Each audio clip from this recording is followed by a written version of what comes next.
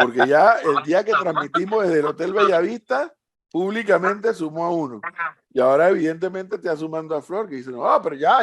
No, porque yo soy la que los invito, entonces tengo que quedar bien Don con los José Blandón, presidente del Partido Panameñista y candidato a la presidencia de la República por ese partido que me preocupa que siga sumando adherentes en este programa. Bienvenido. Bueno. Muy buenos días, buenos días. Este no es un setting preparado, esto es algo improvisado porque vamos en camino a Penonomé, pero nos encontramos un tranque y no llegamos a tiempo al lugar donde íbamos a hacer la entrevista con ustedes, ¿no? Así que estoy aquí. ¿Es tranque o es cierre? Tranque. Hay un punto ahí en la autopista que hicieron un carril más hacia la ciudad y han generado un tranque enorme de los que estaban saliendo de la ciudad. Óigame, don José Blandón, luego del objetivo triunfo, porque no solamente fue el triunfo de que usted formalmente fuera candidato a la presidencia, sino que objetivamente y contra todos los pronósticos, pues, y eso lo analizamos en aquel momento, el Partido Panameñista movilizó más gente de lo que mucha gente esperaba. José Blandón, a pesar de que iba solo, pudo haber sacado un voto, pero sacó mucho más votos de lo que también mucha gente esperaba. ¿Cómo percibe a José Blandón al panameñismo hoy? Que para mi gusto no es el mismo del sábado antes de esa primaria. Creo que el panameñismo ha variado después de esa primaria. ¿Cómo lo está percibiendo José Blandón? Bueno, yo creo que definitivamente primero coincido en el análisis de que la visión hacia adentro y hacia afuera del partido panameñista cambió a partir del domingo 23 de julio. El panameñista se siente mucho más animado, mucho más empoderado al ver que fuimos muchos los que salimos a votar el 23 de julio, que se demostró la fuerza del colectivo. Nosotros nos habíamos puesto una meta que fue superada y que también a nivel de los externos al partido, tanto adversarios como posibles aliados, se vieron sorprendidos por la movilización del 23 de julio. Así que definitivamente que lo que habíamos nosotros venido planteando por varios meses, de que el panameñismo es un colectivo que va a jugar un rol protagónico en la elección de mayo del 2024, que no hay una alianza ganadora sin el panameñismo, pues sentimos nosotros que lo confirmamos con los votos el 23 de julio pasado. Desde muy temprana edad usted ha estado involucrado en la vida política y sabemos todo ese recorrido que usted ha tenido. Me gustaría saber o me gustaría tener una reflexión de su parte de cómo ve Panamá hoy día y cómo se ve usted como líder dentro de su colectivo. ¿Cómo veo Panamá hoy en día? Bueno, mira, veo un panorama electoral bastante complicado, demasiado fragmentado a mi gusto, con enormes retos para el próximo quinquenio, que van a requerir de un gobierno que haga su mayor esfuerzo por construir consenso, una especie de gobierno de unidad nacional. Sería lo preferible para el quinquenio por los retos que vienen, la Caja del Seguro Social, cómo reactivar la economía y generar empleo, teniendo al mismo tiempo un país endeudadísimo, con una planilla abultadísima, lo que limita mucho la capacidad del gobierno de poder hacer las inversiones que el país requiere para poner a funcionar la economía, con un tema de corrupción, de impunidad, de descrédito hacia la administración de justicia que agrava el escenario del país. Y frente a esos retos, me parece que hay muchos, más de lo que me gustaría en el escenario político que que no están comprendiendo la gravedad de la situación. Señor Blandón, recién hablábamos aquí y teníamos un debate respecto a, bueno, Bukele, respecto a lo que pasó en Ecuador en la tarde de ayer, que asesinaron a un candidato presidencial. Y hablábamos, lo relacionábamos con la inseguridad y el aumento de personas sostenido en las cárceles de Latinoamérica año a año. ¿Cuál es la estrategia en torno a la seguridad que tiene el plan de gobierno que está armando el candidato José Isabel Blandón para poder ejecutarla en el país? Porque ha sido una de las principales falencias en torno al actual gobierno y los gobiernos anteriores que no han podido luchar contra este tema dentro de Panamá. Mira, primero un breve comentario sobre el Ecuador. Yo tengo muchos amigos y amigas de Ecuador. Es un país que he visitado en varias ocasiones, tanto en la ciudad de Guayaquil principalmente, pero también Quito. Y realmente es alarmante cómo se descompuso la situación en Ecuador tan rápidamente. Hace unos años atrás, no mucho atrás, tú ibas a Ecuador con total tranquilidad y ahora de repente el crimen organizado se ha tomado las calles de Ecuador. Tenemos que mirarnos en ese espejo, porque aunque hoy la situación de Panamá no es parecida a la de Ecuador, reitero, Ecuador ha llegado a esta situación en pocos años. O sea, ¿cuál es nuestra propuesta en el tema de seguridad? Hay que hacer una combinación entre los temas de prevención y represión. Creemos que hay que generar más oportunidades de empleo en el país, más oportunidades de educación, mejores comunidades en términos de más espacios deportivos, más actividades culturales, más espacios, más y mejores espacios públicos, mejor iluminación en las vías públicas y comunidades del país. Y son temas que, de acuerdo a nuestra experiencia como alcalde, son proyectos viables a corto plazo y de baja inversión. Pero en el tema represivo hay que darle más presupuesto al órgano judicial y al Ministerio Público. Panamá es uno de los países de América Latina que está por debajo del porcentaje mínimo que se recomienda de inversión en administración de justicia. Para mí es indudable que hay que darle más presupuesto al Ministerio Público, al órgano judicial. En algunos casos hay que subir penas, en otros casos hay que reformar los procesos penales para que la justicia sea mucho más expedita, pero también que haya más certeza del castigo, porque aquí lamentablemente lo que priva es la impunidad y no la certeza del castigo. Señor Blandón, en ese tema yo quiero hablarle al futuro, al posible presidente José Blandón, y yo quiero entrar en el tema de la corrupción y la asamblea. Como nosotros sabemos, en el momento han habido muchos cuestionamientos de la cantidad de fondos que el Ejecutivo le tiene o le traspasa a la Asamblea Legislativa para poder que se aprueben las leyes. ¿Cómo usted ve el manejo de la Asamblea, lo abultado que es la planilla de la Asamblea y cómo usted va a gobernar en alianza con el Legislativo? Bueno, mira, primero yo estuve en la Asamblea por 20 años, así que ese monstruo lo conozco bien por dentro. Estuve verificando el último año que fui diputado, que fue el año 2014, el presupuesto de la Asamblea Nacional, con los mismos 71 diputados que hay hoy en día, no son las mismas personas, pero sí la misma cantidad de diputados. El presupuesto era de 62 millones de dólares.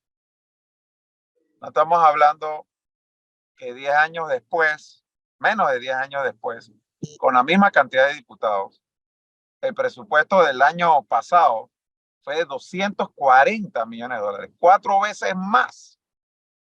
Eso no tiene ninguna justificación. Míralo por donde lo quieras mirar.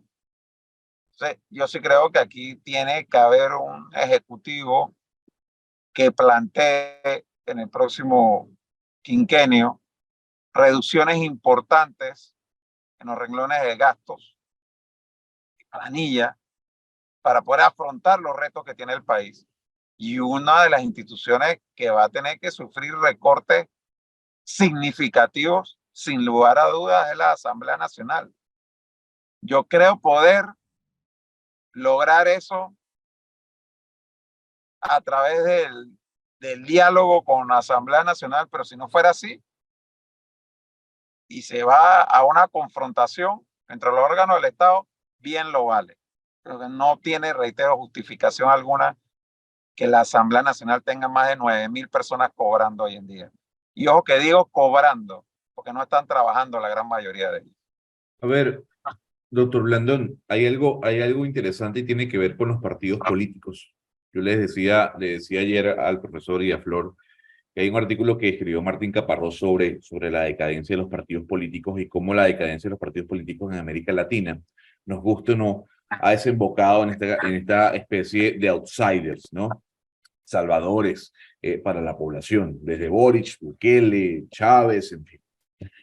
Convencer al convencido es muy fácil, doctor Blandón. Y yo quisiera preguntarle cómo usted puede convencer a esa ciudadanía que duda de los partidos políticos. No duda de José Blandón, duda del partido político y de su ineficacia a la hora de resolver problemas. ¿Cómo se puede convencer y cambiar ese chip que cada vez es más grande en la población panameña? Bueno, mira, lo primero que te voy a decir es que Bukele no es ningún outsider. Yo conozco a Nayib Bukele, fue 2 veces alcalde De San Salvador. una vez de San Salvador y otra vez de otra ciudad más pequeña, contigua a San Salvador, y las 2 veces fue alcalde por el partido de FMLN. Él no es ningún outsider. Y cuando llegó a la presidencia, llegó con el partido del expresidente que él tiene preso ahora.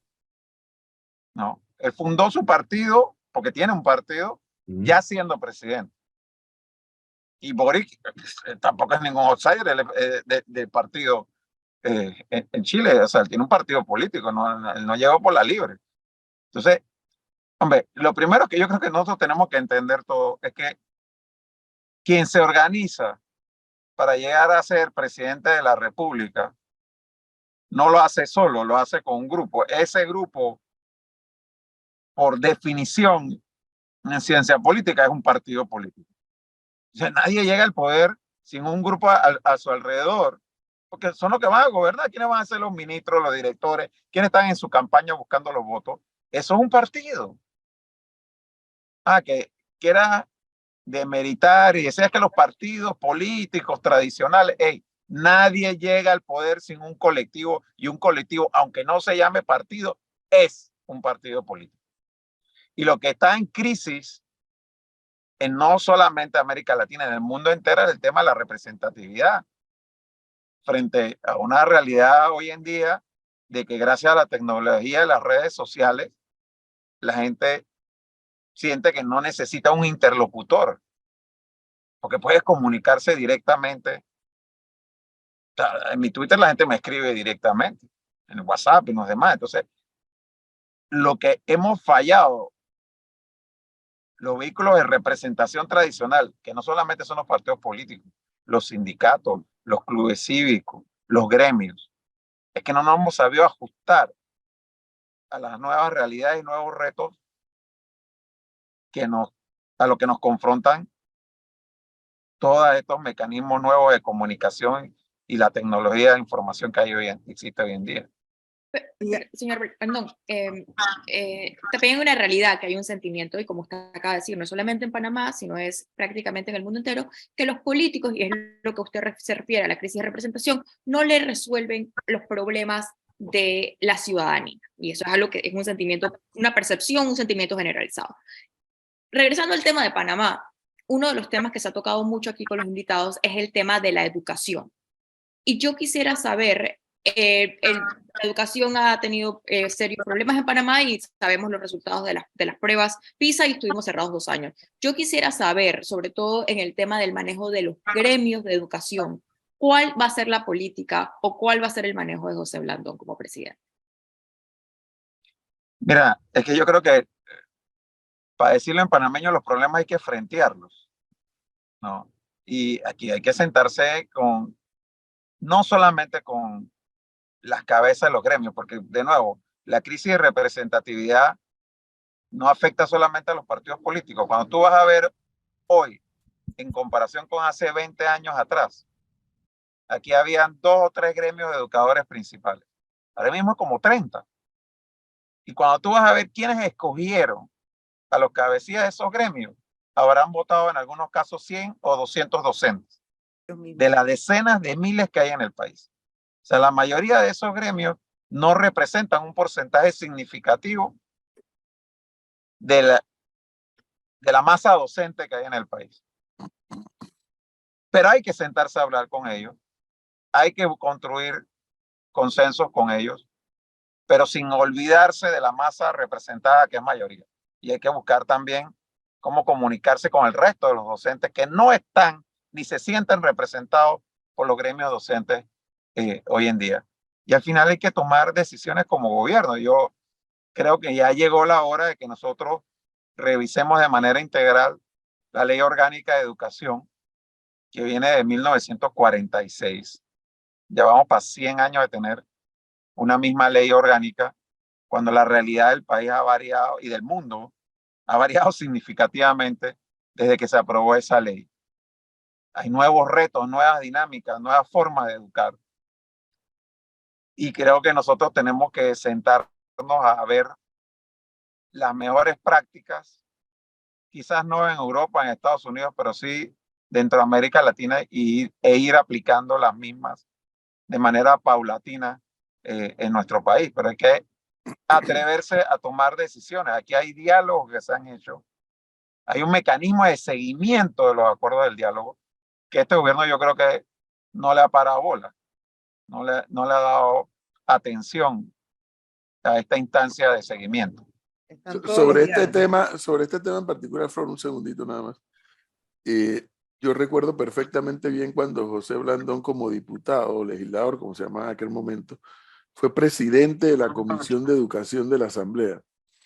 Y yo asumo, por el estilo que yo vi cómo funcionaba José Blandón, que me imagino que aprendió mucho en esa gestión de presidente de la Comisión de Educación, lidiando con todos los gremios de educadores de aquel momento. Quiero ir un poquito más allá de la pregunta de Cristi Ramírez. O sea, ¿siente José Blandón que es rescatable el sistema? Yo creo que sí, sin lugar a dudas. Hay que hacer cambios importantes, pero lo primero que tiene que haber es la voluntad de enfrentar el problema, no importa los costos políticos que a corto plazo esto pueda significar. Porque sí, va a haber gente que se va a molestar, porque aquí la mayor resistencia que hay en este país es al cambio. Todo el mundo dice que las cosas tienen que cambiar, pero cuando llega alguien a decirle vamos a cambiarla, entonces le encuentran 1000 obstáculos a hacer posible que las cosas se hagan de una manera distinta como están acostumbrados a hacerlo. Entonces, como tú dices, Edwin, siendo presidente de la Comisión de Educación en el periodo de Mireya Moscoso, fue cuando se aprobaron las únicas 2 leyes que se han aprobado en los últimos 20 años, producto de un diálogo educativo. La ley de descentralización de la educación y la ley que reformó el Fondo de Equidad y Calidad de la Educación, el FESI. Esas 2 leyes se aprobaron conmigo siendo presidente de la Comisión de Educación de la Asamblea Nacional, en donde nosotros nos sentamos con todos los gremios a discutir el tema. Y llegamos a esos consensos y logramos aprobar una ley. Y además, aprobamos un documento de compromiso con la educación que firmaron todos los candidatos presidenciales de aquella elección del 2004, con la excepción de Guillermo Endara, que dice que él no creía en firmar estos acuerdos o pactos preelectorales. Entonces, esa experiencia que tuvimos 2 veces como presidente de la Comisión de Educación, porque también lo fui en el segundo año del gobierno de Martinelli, presidente de la Comisión de Educación, es lo que me permite poder decir que conozco cómo funcionan los gremios, y que sé lo que tenemos años de estar hablando que hay que hacer y no lo terminamos haciendo. Porque el problema de Panamá en este y en muchos otros aspectos es que aquí ya hay planes, estrategias, pactos, diálogos de cuánta cosa pero no se terminan ejecutando, Es quedan en correcto. papel. O cada 5 años se cambian porque llegó un gobierno nuevo. Pero escuchando lo que usted nos está diciendo, parece que es consciente que los gremios son gran parte del problema del sistema educativo, pero también dice que hay que sentarse con los gremios. Parece que parte del problema o el gran problema es sentarse con los gremios a hacer acuerdos en favor de la educación, porque al final no resultan acuerdos en favor de la educación. Usted también va a hacer lo mismo que decía el presidente actual Nito Cortizo y los anteriores, que dice que hay que sentarse con los gremios. ¿Para qué? Si ya sabemos que ellos son el problema. No, es que yo no coincido en eso al 100%, Flor. Aquí hay muchos factores que son parte del problema, no es solamente los gremios, pero así como pueden ser parte del problema ahora mismo, pueden ser parte de la solución. Lo que pasa es que, yo digo, hay dos visiones con respecto a cómo hacer las cosas. El que cree que la visión es imponiendo su propia opinión y el que cree que uno tiene que tener una opinión, pero hay que dialogar y escuchar la opinión de los demás para construir un consenso y hacerlo posible. En su momento, siendo alcalde, por ejemplo, nosotros logramos un proceso de recuperar espacio público y reubicar miles de boneros que estaban en el área de Caledonia, y nosotros empezamos dialogando con los representantes de ellos, con los gremios boneros, pero también con el resto de los boneros, con los que no estaban agremiados. Y llegamos a construir consensos importantes, en algunos casos por encima de los representantes de los gremios, pero ya eran parte de la discusión, no es que nos excluimos de la discusión. Entonces, yo te lo digo porque, mira, precisamente siendo presidente de la Comisión de Educación en el periodo de Martinelli, yo tuve una discusión con la ministra Lucy Molinar, porque ella se molestó porque yo a la Comisión de Educación la invité ahí a hablar de su proceso de transformación educativa e invité aparte a los gremios, porque ella dijo, yo no me siento con ellos. Pero yo como presidente de la comisión sí me voy a sentar con ellos. Y ella me llamó para reclamarme que por qué yo me estaba sentando con los gremios. Yo le dije, porque ellos representan un sector. Pero en ese quinquenio pudo avanzar lo que no se había avanzado antes, al no Sí, pero sentarse fíjate con el gremio. que no Y se le... fíjese qué pasó 5 años después, todo se fue hacia atrás, porque el Bueno, gobierno del presidente Varela hizo todo lo contrario, o sea, los parte gremios eran los que decidían.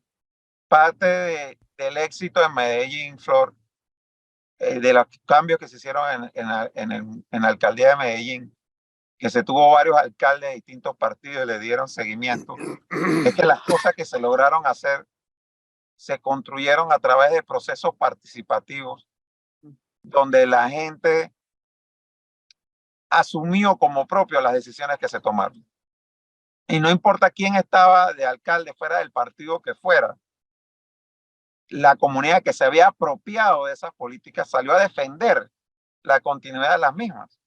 Lo que pasa es que cuando tú impones desde arriba una política, por buena que sea, cuando hay un cambio y la cambian, nadie la defiende, porque no se sintieron parte de la toma de decisión de esa política. Entonces yo sí creo que los procesos de participación son importantes para validar y legitimar las políticas públicas.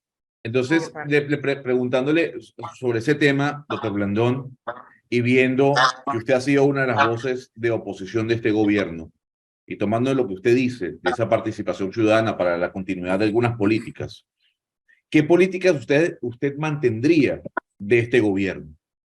Que le daría seguimiento y continuidad más allá de una obra de infraestructura. ¿Qué políticas rescataría usted del gobierno de Laurentino Cortizo que usted continuaría ejecutando si llega a ser presidente? Mira, hay temas vinculados a las políticas agropecuarias que creo podrían mejorarse, pero que en lo básico hay que darle continuidad. Por ejemplo, en todas las conversaciones que yo he tenido con productores,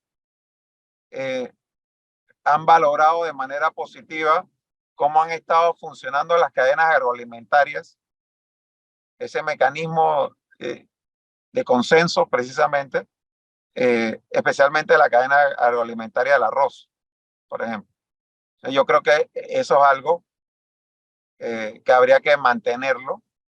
De nuevo, siempre es posible mejorar, pero no empezar de cero.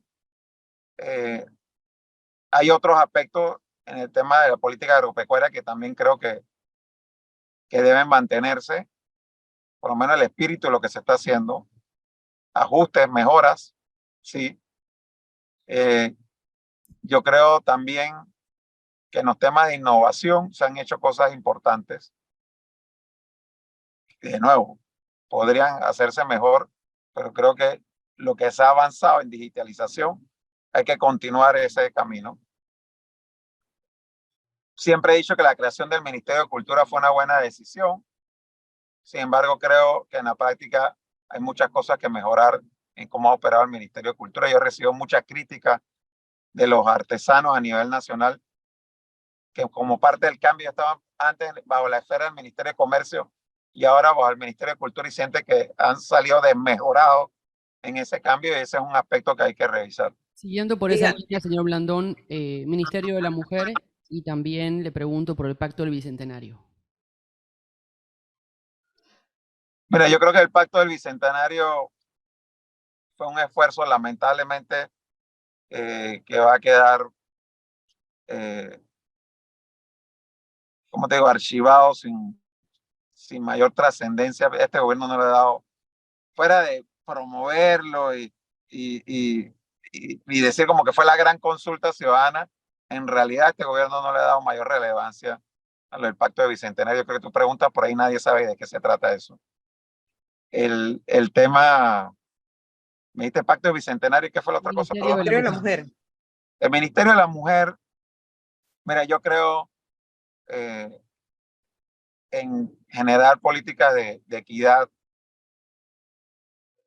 Yo no que esté en desacuerdo con que exista un Ministerio de la Mujer, pero yo creo que más efectivo que crear un ministerio es hacer de las políticas de equidad de género un tema transversal en la administración pública, y que se vea, por ejemplo, la aprobación del presupuesto de una perspectiva de género y la aprobación de políticas públicas de una perspectiva de género.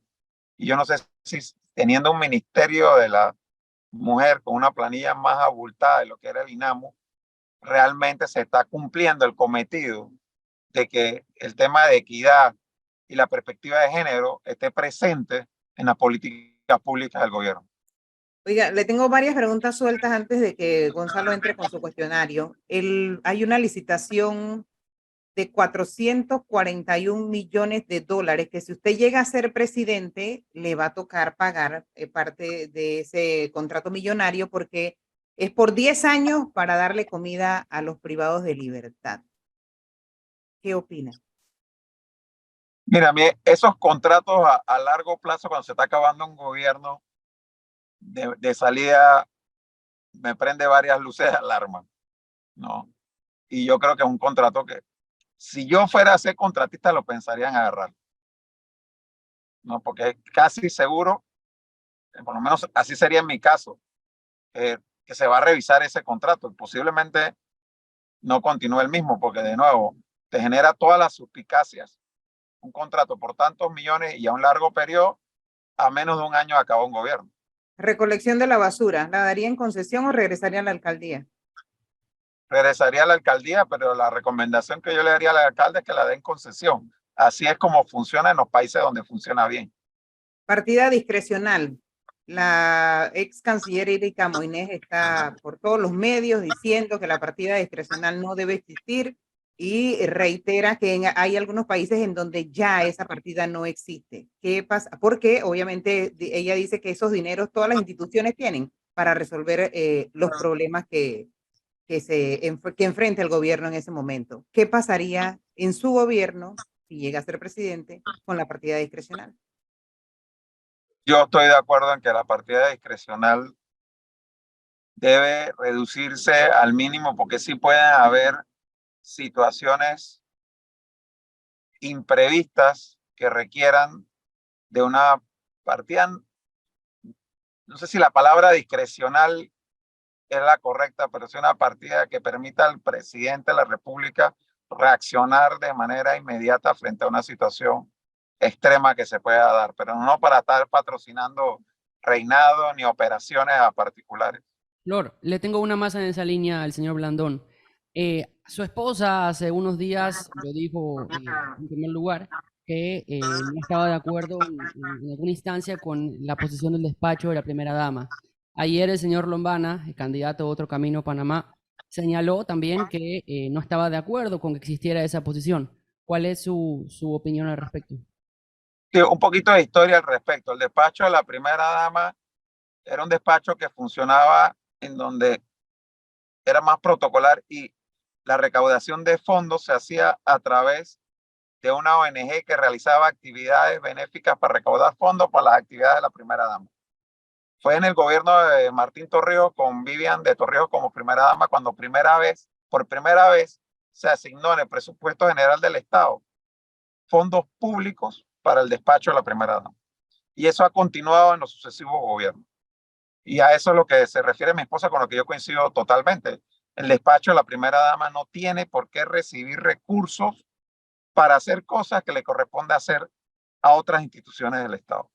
En todo caso, la esposa del presidente podría organizar actividades benéficas para hacer con esas donaciones que se reciben, hacer alguna gestión adicional y complementaria a la que con fondos públicos se realizan por las instituciones que le corresponde hacerlo. Yo te pongo un ejemplo concreto.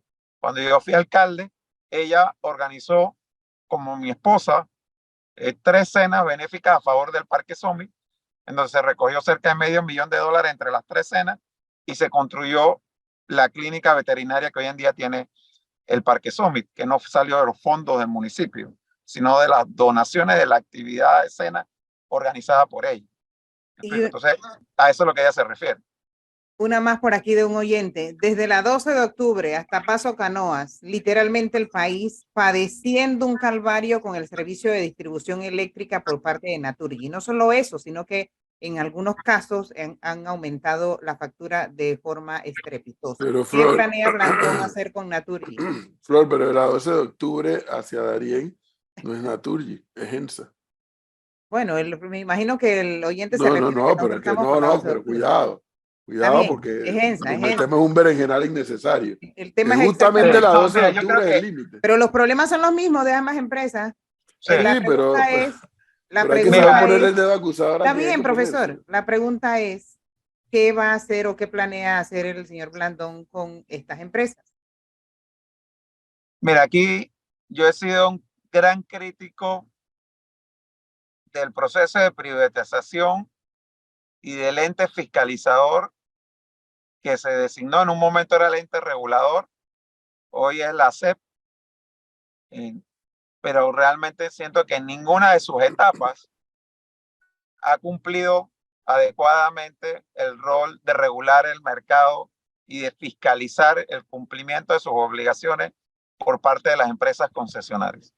Y yo creo que es allí donde tenemos que atacar el problema, porque aquí tiene que haber de parte del Estado un efectivo control, porque aquí cada una de estas empresas, sea Naturgy, ENSA, en el caso de las eléctricas, tienen una regulación, tienen unos compromisos, pero lo que sentimos muchos es que quienes lo están llamados a controlar, que ellos cumplan con eso, no lo están haciendo. Y no lo hacen, entre otras cosas, porque hay un conflicto de interés evidente en muchos de los que han dirigido esa institución a lo largo de los años. Y lo he señalado en otras ocasiones, gente que sale del sector, o sea, trabajaba en algunas de estas empresas, llega un gobierno, los nombran como reguladores de la actividad de la empresa, tratan de no molestar a sus antiguos empleadores, porque cuando salen de ahí, vuelven a la empresa donde trabajaban antes. Y en mejor posición como premio. Y digo, vayan a ver quiénes han sido los directores del ente regulador o de la CEP en los últimos años y vean a ver dónde están trabajando después. Entonces, tú no puedes tener a los regulados regulándose a sí mismos. Y además con un agravante, que esos contratos las empresas van a caballo, ¿no? Hay que asegurarles las ganancias, tienen todas las garantías para ellos y pocas garantías para el usuario. Óigame, José Blandón, antes de llegar al cuestionario, ¿dónde se está viendo José Blandón y el Partido Panameñista ¿Habrá alianzas? ¿No habrá alianzas? Yo insisto en algo, el panorama ha cambiado. Yo decía en estos días que José Blandón andaba por New York Stock Exchange, ¿no? La bolsa de valores. Las acciones del Partido Panameñista han subido, indiscutiblemente han subido después de esas primarias. También en otras toldas también han subido acciones, en otras toldas han bajado el valor de las acciones. El panameño insiste que las alianzas, su bolita de cristal, ¿qué le está diciendo hasta ahora? Lo que hemos dicho siempre, en Panamá, en un sistema en donde no hay segunda vuelta, las alianzas son parte natural del sistema. Y no ha ganado nadie en los últimos 30 años una elección en nuestro país sin ser parte de una alianza. O sea, nosotros creemos que es necesario construir una alianza. Nosotros nos vemos como parte de una alianza, como parte importante de una alianza, como parte protagonista de una alianza. Y a mí lo que me preocupa, a la pregunta que me hacían al principio de la entrevista, es que en algunos de los actores políticos que tenemos sobre el escenario de hoy en día, no veo la comprensión de la gravedad del problema al que nos enfrentamos. Porque estamos frente a una situación que no podemos negar, de una descomposición de la sociedad panameña, donde hay gente que te dice de frente: voy a votar aunque me digan que robó, porque hizo, y a sabiendas de que es corrupto. Pero aunado a eso, el ruido que hay con respecto a la posibilidad de que se hagan alianzas a nivel local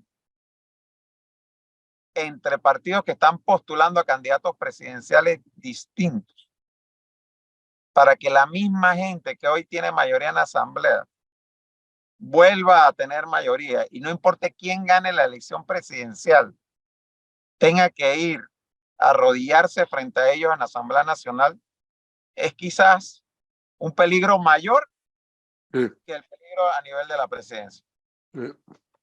Entonces nosotros, quienes creemos en que las cosas tienen que cambiar en este país, aunque no coincidamos en todo, tenemos que ser capaces de construir ese consenso mínimo en lo que sí estamos de acuerdo para cambiar las cosas en este país, porque si no, nos vamos para el barranco. Claro, No pero, claro, barranco. pero doctor Blandón, yo sé que usted me va a decir lo que siempre me dice cada vez que le pregunto esto, porque es el nivel de comprensión que usted trae a colación en su respuesta, y cómo ese nivel de comprensión puede luchar contra los egos que hay en una mesa de negociación. Que no estoy diciendo que los egos sean malos, sino que cada quien tiene su ego, tiene su seguridad con respecto a diferentes puntos. Bueno, yo gané esta elección de esta forma, yo llegué a ser candidato por esta forma, etcétera, etcétera. ¿Cómo ese nivel de comprensión sobre el futuro del país puede apalancar los egos de quienes pretenden liderar la coalición? Al decir, yo estoy dispuesto a ceder mis intenciones de liderar la alianza si es por el bien de Panamá. Esa es la pregunta que muchos se hacen. ¿Cómo podemos entender y qué podemos esperar de que esa necesidad de cambio, viendo lo que está pasando y lo que puede pasar, puede sobreponerse sobre los egos? Bueno, pero es que ahí es donde yo te digo que eso es lo que a mí me preocupa, porque yo escucho gente diciendo, bueno, en marzo nos ponemos de acuerdo. Todo el que conoce el sistema político panameño, en marzo no nos ponen ningún acuerdo. Si ya hay postulaciones hechas, papeleta lista, ¿qué acuerdo vamos a llegar en marzo del próximo año? Todo el mundo va a decir, vota por la papeleta de este. No, eso es irreal. Si va a haber un acuerdo, tiene que haberlo ahora, antes del 30 de septiembre. ¿Me explico? Y al final, como lo decían días pasados, yo puedo tener la mejor agenda del mundo en términos de propuesta al país. Puedo considerarme el más capacitado. Pero si al final no ganas la elección y no llegas a ser gobierno, no puedes ejecutar nada de esa propuesta. Entonces, hay que ser uno realista con la situación que se está viviendo en el país y entender la magnitud del adversario que tenemos enfrente, que no es un partido y una persona en particular, es un sistema, es un grupo, por decirlo así, pluripartidista, que ha tomado control del órgano legislativo y que quiere seguir en control del país desde el órgano legislativo, no importa quién gane la elección. Esta afirmación que está haciendo Blandón, para ir terminando, confirma una teoría que yo tengo en base a información, que habrían alianzas que se están gestando donde no necesariamente se van a poner de acuerdo en la nivel presidencial, pero sí, y usted sabe que eso ocurre, porque ha ocurrido varias veces, yo no voy a postular en el circuito tal para que tu gente tenga más probabilidades, pero tú no vas a postular en el circuito tal para que mi gente tenga más probabilidades y así puedo tener garantías. Por lo que yo estoy controlar la escuchando, asamblea. profesor, va más allá de eso, vamos a postular juntos en el circuito tal, aunque tú tengas tu candidato presidencial y yo el mío. Pero eso no lo pueden hacer ya, ¿no? No, si se puede, claro, la ley electoral lo permite. Aunque no sean alianza formal. Así es. Caramba. Bueno, El asunto se complica entonces. Por eso es que la complejidad y gravedad de la situación requiere en estos momentos dejar a un lado los egos, dejar a un lado los cálculos politiqueros y de verdad ponerte a pensar en el país. Y es lo que le he dicho a Rómulo, le he mandado el mensaje a Martín Torrijos y le he dicho públicamente a Ricardo Lomana y se lo dije cuando coincidimos en el tema de Agenda País de la Cámara de Comercio, donde él se acercó a hablarme, me habló de coincidencias en los planteamientos de él y los míos, pero una cosa es que tú me digas a mí en privado eso y luego en público salga a decir lo totalmente distinto. ¿Me explico? Y por eso dije el otro día, deja la demagogia. Y tenemos que sentarnos a hablar por el país. La política se mide por resultados, lo vengo diciendo, y no nada más por retórica o por egos. Y está llegando el momento, por lo que Blandón nos está describiendo, que está llegando el momento de los políticos a ver quiénes son los políticos que tienen pantalones largos y quiénes son los que tienen pantalones cortos. Ya, así. La toma de decisiones. Señor Gonzalo, explíquele a don José Blandón la dinámica. Pues, don José Blandón, no sé si ha visto la dinámica, pero se la explico para que ponerlo en contexto. Estamos haciendo un cuadro comparativo con todos los candidatos presidenciales. Usted es el noveno, en el que le estamos preguntando con preguntas directas, respuestas concisas sobre diferentes puntos de vista, si llegan al poder, para que la gente de alguna u otra manera tenga ese cuadro comparativo y vea cómo piensa cada candidato con respecto a, repito, diferentes temas. Entonces, doctor Blandón, con respuestas de sí o no, a favor o en contra, dependiendo de la pregunta. Comienzo. José Blandón de presidente, ¿reforma fiscal o tributaria? ¿Sí o no? No. No, perfecto. José Blandón de presidente, ¿aumento de la edad de jubilación? ¿Sí o no? No. No, perfecto. Desde la presidencia, como presidente, desde el Ejecutivo, como suele pasar en algunos países como España, Estados Unidos, ¿José Blandón promovería el matrimonio igualitario? No, yo estoy de acuerdo con la unión civil. Ok, no. ¿Eliminaría el vale digital, José Blandón? Sí. Sí. ¿A favor o en contra del contrato minero? Ya sabemos que no. No. No, perfecto. ¿Asamblea Constituyente, doctor Blandón? ¿Sí o no? Sí. Sí. Sí. ¿Usted, desde la presidencia, priorizaría luchar contra la desigualdad o priorizaría luchar contra la pobreza, sabiendo que ambas son distintas?